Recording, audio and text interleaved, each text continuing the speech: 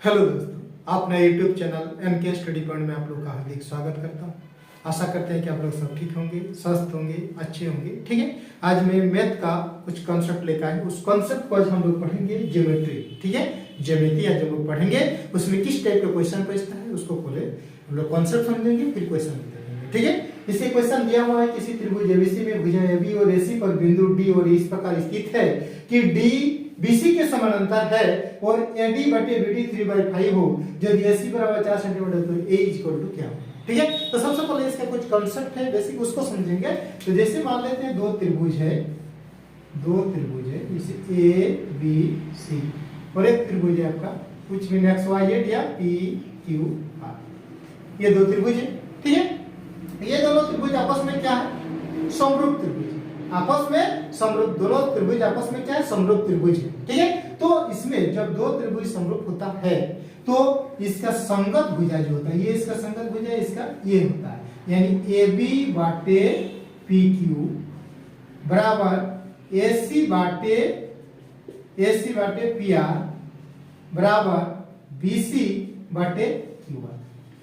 जब दो समरूप त्रिभुज होता है तो उसके संगत भुजाओं का जो अनुपात होता है वो आपस में इक्वल होता है। संगत भुजा आपस में इक्वल नहीं होता है, बल्कि संगत भुजाओं का जो अनुपात होता है वो आपस में क्या होता है? इक्वल होता है।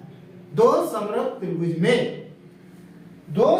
त्रिभुज में संगत भुजाओं का अनुपात आपस में इक्वल होता है। जैसे एस ए बी बटे पी क्यू, एस सी बटे पी आर, बी सी बटे क्यू आर। जब कोई मान लीजिए जैसे ए बी का मान दिया हुआ है, ए बी ए सी और पी क्यू का मान दिया हुआ, पी आर का निकाला है तो सिर्फ इतना ही लेंगे, इसको नहीं लेना। जब इधर का मान तो इतना लेंगे। ठीक है, 4 में से 3 का मान दिया हुआ रहेगा तो हम लोग ये 4 बैठाएंगे। यानी जो भी संगत भुजाएं हैं, संगत भुजाओं का अनुपात जो है आपस में इक्वल होता है, न कि संगत भुजा आपस में इक्वल होता है। संगत भुजा कभी आपस में इक्वल नहीं होता है।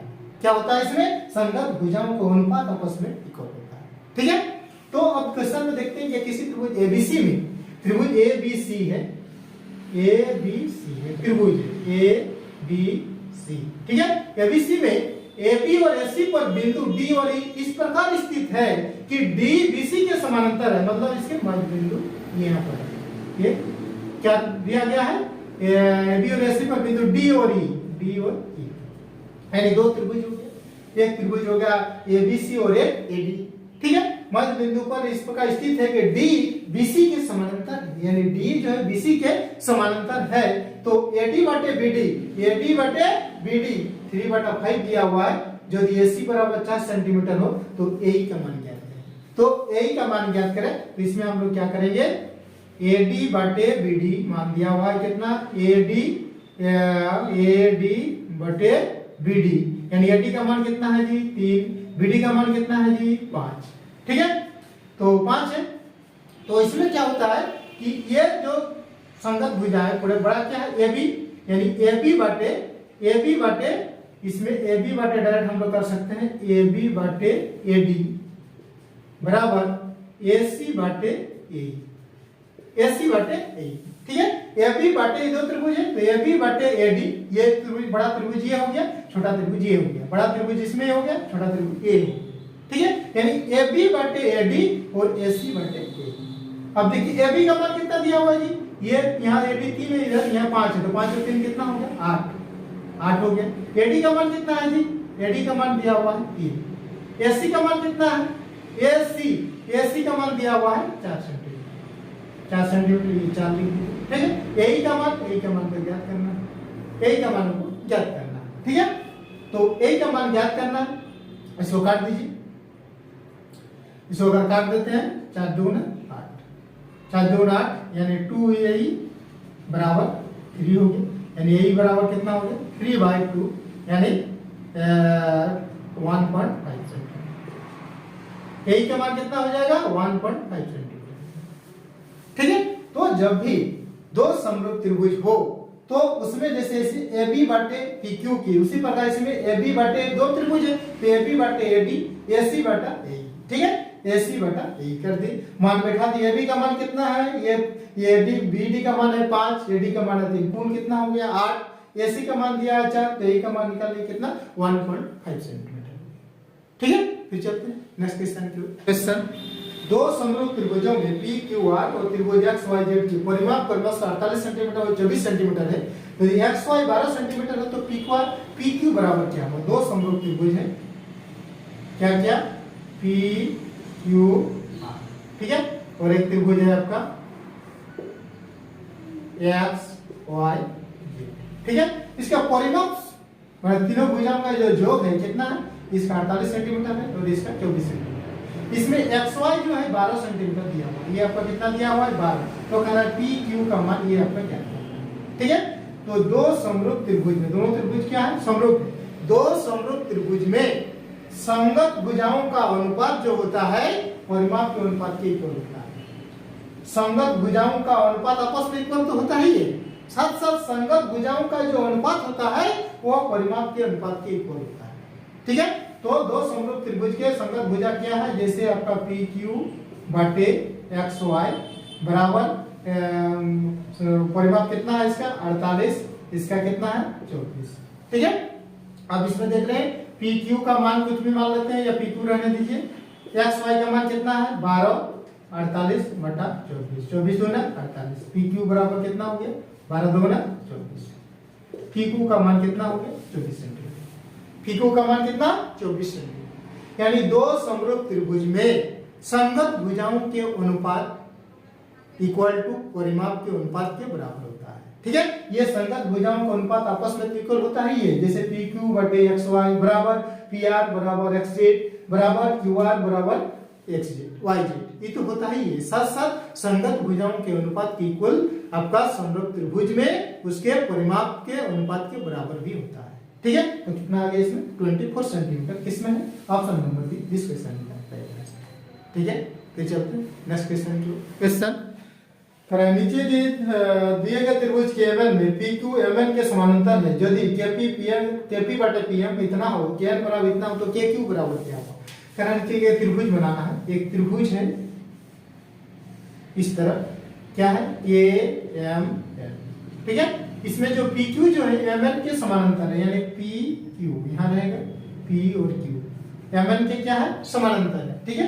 अब कह रहा है यदि केपी बटे पीएम कितना है?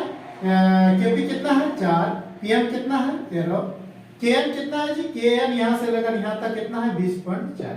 तो कह रहा है के क्यू बराबर क्या है? तो इसमें दो त्रिभुज बन जा रहा है, ठीक है। दो त्रिभुज बन जा रहा है, एगो के पी क्यू और एगो के एम एन। तो जब इस तरह रहता है दो समरूप त्रिभुज में, तो क्या होता है इसमें? केपी बाटे के एम बराबर के क्यू बटे के एम कर सकते हैं, ठीक है। तो केपी कितना है जी? 4, के एम कितना है? 4, 13 और 4 17 बराबर के क्यू कितना है? तो निकालना है। के एन कितना है जी? 20.4, 20.4, ठीक है। इसको काट दीजिए, 17 का 17 एक बार में, 3 17 दूना 34, एक के बाद दशमलव, इसको गुना कर दीजिए। के क्यू बराबर 4 × 1.2, 12 4 48, एक के बाद दशमलव, 4.8 सेंटीमीटर। के क्यू का मान कितना निकल गया? 4.8 सेंटीमीटर। क्या निकालना है? के क्यू का मान ज्ञात करें। तो के क्यू सिर्फ हो सकता है कि ये क्वेश्चन नो लिख के सिर्फ ये डायग्राम दे दे और इसका मान दे दे और इसमें कहेगा के क्यू बराबर क्या है, तो तुरंत हम लोग क्या करेंगे? केपी बटे के एम और के क्यू बटे के एम, ठीक है, ताकि उसका मान बैठा देंगे, सबका आंसर आ जाएगा, ठीक है। क्या है? 4.8 सेंटीमीटर। किसमें? ऑप्शन नंबर बी, इस क्वेश्चन में राइट आंसर। फिर चलते नेक्स्ट क्वेश्चन की। नेक्स्ट क्वेश्चन, बिंदु ए बी और सी केंद्र O वाले एक वृत्त पर स्थित है। O वाले एक वृत्त पर स्थित है, केंद्र पे है। यदि ए सी बी इतना हो तो लघु वृत्तखंड ए बी पर बने कोण AOB का मान ज्ञात करें। कोण AOB का मान ज्ञात करें। ये केंद्र O है, मतलब बीच में होगा इसमें, ठीक है। ये O वाले एक वृत्त पर स्थित है, केंद्र पर स्थित है, और कोण ACB का मान कितना दिया हुआ है जी? 46.5। तो कहा है लघु वृत्तखंड AB पर बने कोण AOB का मान, यानी ये जो मान दे दिया वो उसका मान ज्ञात करना है। AOB का मान ज्ञात करना है। इसमें दिया हुआ है कोण ACB बराबर दिया हुआ है 46.5, तो कोण AOB का मान इसमें ज्ञात करना है, ठीक है। तो केंद्र के परिकेंद्र पर बना कोण का आधा परिधि पर बने कोण होता है और परिधि पर बने कोण का डबल होता है केंद्र पर बना कोण। तो इसमें परिधि पर दिया हुआ है कोण, केंद्र से परिधि पर बना कोण कितना है 46.5 और केंद्र का मान ज्ञात करना है। तो केंद्र पर बने कोण का मान हो जाएगा उसका डबल हो जाएगा, 40.5 का डबल हो जाएगा। तो कितना होगा 5.8 9 93 डिग्री। किसमें हो गया ऑप्शन नंबर इसके ठीक है। परिधि पर से बने कोण केंद्र पर बने कोण का केंद्र पर बना कोण डबल होता है और परिधि पर बना कोण केंद्र से केंद्र पर जो कोण बना है उसका आधा, ठीक है। तो अभी परिधि पर कोण था उसका केंद्र पर लाना था, उसको हम डबल कर दिए। अगर ये मान दिया हो रहा था परिधि पर कोण निकालने के लिए कहा था तो उसका आधा कर देते, ठीक है। फिर चलते हैं next question. Next question 10 centimetre की त्रिज्या वाले वृत्त में एक वृत्त बनाया गया है, कितना त्रिज्या का 10 सेंटीमीटर का, ठीक है। 10 सेंटीमीटर वाले वृत्त बनाया गया है, ठीक है। वृत्त में एक्स वाई और पी क्यू क्रमशः 12 सेंटीमीटर और 16 सेंटीमीटर लंबाई वाले दो समांतर जीवाएं हैं और दोनों जीवाएं केंद्र के विपरीत दिशा में, ये केंद्र है यानी केंद्र के विपरीत दिशा में एगो इधर है एगो इधर, ठीक है। केंद्र के विपरीत दिशाओं में है स्थित है तो जीवाओं के बीच की दूरी ज्ञात करें। ये तो जीवा है एगो ये होगा और एगो आपका दोनों क्या है कि केंद्र के विपरीत दिशा में स्थित है, ठीक है। तो एक का है मान दिया हुआ है 12 और दूसरे का मान दिया है 16, ठीक है। 10 सेंटीमीटर त्रिज्या वाले वृत्त में एक्स वाई नाम देते हैं इसको एक्स वाई और पी क्यू इसका नाम देते हैं पी क्यू, ठीक है। पी क्यू क्रमशः 12 सेंटीमीटर और 16 सेंटीमीटर लंबाई वाले दो समांतर जीवाएं हैं और दोनों जीवाएं केंद्र के विपरीत दिशा में स्थित है। दोनों जीवाएं केंद्र के विपरीत दिशा में स्थित है तो जीवाओं के बीच की दूरी ज्ञात करना है। जीवाओं के जो बीच की दूरी है ये जीवाओं के बीच की दूरी आपको ज्ञात करना है। जीवाओं के बीच की दूरी है कितना है वो आपको ज्ञात करना है, ठीक है। तो जब भी आपका केंद्र से विपरीत बोला जाएगा जीवा दिया हुआ रहेगा और उनके बीच की दूरी ज्ञात करने के लिए कहेगा क्वेश्चन में, तो क्या करना है इस दोनों को जोड़ करके दोनों जीवाओं के मान को जोड़ करके 2 से डिवाइड कर देना है। तो कितना हो गया 28/2 कितना हो गया 14 सेंटीमीटर, कितना होगा 14 सेंटीमीटर, ठीक है। इसी क्वेश्चन में अगर पूछा जाए इस तरह 10 सेंटीमीटर त्रिज्या वाले ये केंद्र के एक ही दिशा में अगर दिया हुआ है जीवा केंद्र की एक ही दिशा में, चाहे यहाँ दिया हुआ है और एक ही दिशा में ये 12 है ये 16 है। अब ये बोलेगा कि यहाँ पे इनके बीच की दूरी क्या है।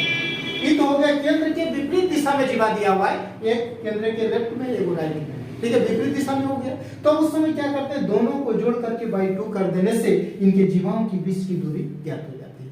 लेकिन जब केंद्र के चाहे इस दिशा में हो या इस दिशा में हो एक ही दिशा में जब दिया हुआ रहेगा दो जीवा उनके बीच की दूरी ज्ञात करने के लिए क्वेश्चन में कहा जाएगा तो इसी स्थिति में क्या करेंगे दोनों को घटा करके बाई 2 कर देना है।